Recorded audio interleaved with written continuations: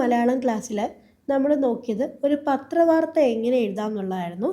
ഇത്തവണ നമ്മൾ നോക്കുന്നത് ഒരു ഉപന്യാസം എങ്ങനെ എഴുതാം എന്നുള്ളതാണ്. ഉപന്യാസം പൊതുവെ കുട്ടികൾക്ക് ഭയങ്കര ടഫാണ്. അത് SLC പിള്ളേർക്കും അതെ, CBSE 10ാം ക്ലാസ്സിലെ കുട്ടികൾക്കും അതെ, കുറച്ച് ബുദ്ധിമുട്ടാണ് ഉപന്യാസം എങ്ങനെ എഴുതണം എന്നുള്ളത്. അപ്പോൾ ഉപന്യാസം എഴുതാനുള്ള കുറച്ച് ടിപ്സും ട്രിക്സും ഒക്കെ പറഞ്ഞുതരാം. ഒന്നെന്ന് പറയുന്നത്, ഇപ്പം നിങ്ങൾക്കൊരു ടോപ്പിക്ക് തന്നു, ആ ടോപ്പിക്കിന് ഒരു നല്ല ഇൻട്രൊഡക്ഷൻ. ഇപ്പം എഡ്യൂക്കേഷനെ കുറിച്ചിട്ടുള്ള ഒരു ടോപ്പിക്കാണ് നിങ്ങൾക്ക് തരുന്നതെന്നുണ്ടെങ്കിൽ എഡ്യൂക്കേഷനെ കുറിച്ചുള്ള വളരെ ഇമ്പോർട്ടൻ്റ് ആയിട്ടുള്ളൊരു കോട്ടാണ് വിദ്യാധനം സർവധനാൽ പ്രധാനം. ആ കോട്ട് വെച്ചിട്ട് നിങ്ങൾക്ക് തുടങ്ങാം.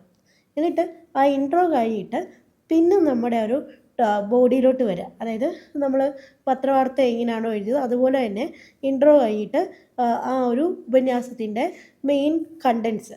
അപ്പോൾ അതിൻ്റെ അകത്തോട്ട് വരുമ്പോഴത്തേക്കും പത്രവാർത്തകൾ നമുക്കങ്ങനെ അനാലിസിസ് ഒന്നും ചെയ്യേണ്ട ആവശ്യമില്ലായിരുന്നു. പക്ഷേ ഇവിടെ വരുമ്പോഴത്തേക്കും നമുക്ക് പിന്നെ അതിൻ്റെ ഗുഡ് ബാഡ് എല്ലാം പറയാം. പിന്നെ അതുപോലെ ഉദാഹരണം റിയൽ ലൈഫ് എക്സാമ്പിൾസ് പറയാം, അല്ലാതുള്ള ഉദാഹരണങ്ങൾ പറയാം. അതെല്ലാം നമുക്ക് ആ ഒരു ബോഡി പാർട്ടിൽ കൊണ്ടുവരാം. പിന്നെ അടുത്തൊരു കൺക്ലൂഷനാണ്. ഇപ്പോൾ എഡ്യൂക്കേഷൻ എന്നൊക്കെ പറഞ്ഞു കഴിഞ്ഞാൽ അത് വളരെ ഡയറക്റ്റ് ആയിരിക്കും, നമുക്കങ്ങനെ അനലൈസ് ചെയ്യേണ്ട ആവശ്യങ്ങളൊന്നും വരത്തില്ല. പക്ഷേ ഇപ്പം CBSEയുടെ ഒക്കെ ഒരു ഫേവറേറ്റ് ടോപ്പിക്കാണ് നവമാധ്യമങ്ങൾ. വിദ്യാർത്ഥികളും നവമാധ്യമങ്ങളും അത് കണ്ടിന്യൂസ് ആയിട്ട് ഇപ്പോൾ ചോദിക്കുന്നുണ്ട്. അപ്പോൾ അങ്ങനെ ഒരു ടോപ്പിക്ക് ചോദിച്ചു കഴിഞ്ഞാൽ ആദ്യം ഒരു ഇൻട്രോ കൊടുക്കുക. നിങ്ങൾക്ക് ഏതെങ്കിലും കോട്ട് പിന്നെ സോഷ്യൽ മീഡിയയെ കുറിച്ചിട്ട് അറിയാമെന്നുണ്ടെങ്കിൽ അത് വേണമെങ്കിൽ കൊടുക്കാം. അതല്ലാന്നുണ്ടെങ്കിൽ നിങ്ങളുടെ തന്നെയായിട്ടൊരു സിമ്പിളായിട്ടൊരു ഇൻട്രോ കൊടുക്കുക. എന്നിട്ട് സോഷ്യൽ മീഡിയ എന്താണ്, എങ്ങനെയാണ് അത് നമ്മുടെ ലൈഫിനെ ഇൻഫ്ലുവൻസ് ചെയ്ത് എന്നൊരു ചെറിയൊരു പാരഗ്രാഫ്. അത് കഴിഞ്ഞിട്ട് അതിൻ്റെ പോസിറ്റീവ്സും നെഗറ്റീവ്സും. ആദ്യം പോസിറ്റീവ്സ് എഴുതുക, അത് കഴിഞ്ഞിട്ട് നെഗറ്റീവ്സ് എഴുതുക. ശരിക്കും പറഞ്ഞാൽ സോഷ്യൽ മീഡിയ എന്ന് പറയുന്നത് തീർച്ചയായിട്ടും എല്ലാവർക്കും ഉപകാരമുള്ളൊരു കാര്യം തന്നെയാണ്.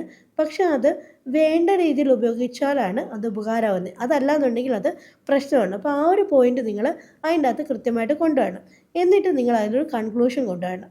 ഇങ്ങനെയാണ് ഒരു ഉപന്യാസം എഴുതേണ്ടത്. ഇപ്പോൾ ഉപന്യാസം എഴുതുന്നതിന് മുമ്പ് നിങ്ങൾക്ക് ആ ടോപ്പിക്കിൽ എന്തെങ്കിലും കൺഫ്യൂഷൻ ഉണ്ടെന്നുണ്ടെങ്കിൽ അത് വായിക്കുക. വായിച്ചിട്ട് ഒരു 2-3 മിനിറ്റ് അതിൻ്റെ നിങ്ങൾക്കറിയാവുന്ന കാര്യങ്ങൾ ഓർത്തെടുക്കാനുള്ളൊരു സമയം കൊടുക്കുക. എന്നിട്ട് നിങ്ങൾ ആ ഓർത്തെടുത്ത കാര്യങ്ങൾ ഒരു പേപ്പറിൽ നോട്ട് ചെയ്ത് വയ്ക്കുക. നിങ്ങളുടെ പരീക്ഷാ പേപ്പറിൽ തന്നെ നിങ്ങൾക്ക് പോയിന്റുകൾ നോട്ട് ചെയ്ത് വയ്ക്കാം. എന്നിട്ട് ആ പോയിന്റുകൾ എലാബറേറ്റ് ചെയ്യാൻ നോക്കണം. അപ്പോൾ നിങ്ങൾക്കൊരു പെർഫെക്റ്റ് എസ്സേ എഴുതാൻ പറ്റും. പിന്നെ എസ്സേ എഴുതുന്നതിന് കുറച്ച് വായനാശീലം കൂടി അത്യാവശ്യമാണ്. പത്രവായനയും അല്ലെങ്കിൽ പുറമെയുള്ള വായനയും ഒക്കെ കുറച്ച് അത്യാവശ്യമാണ്. അത് ഉണ്ടെങ്കിൽ ഉപന്യാസം എഴുതുന്നത് വളരെ എളുപ്പമായിരിക്കും. അതേപോലെ തന്നെ ഭാഷ ഭയങ്കര ടഫായിട്ടുള്ള ഭാഷയുടെ ഒന്നും ആവശ്യമില്ല. വളരെ ലളിതമായിട്ടുള്ള ഭാഷയിൽ എഴുതിയാൽ മതിയാവും. അപ്പോൾ ഇത്രയൊക്കെയാണ് ഉപന്യാസം എഴുതാനുള്ള ടിപ്സും ട്രിക്സും.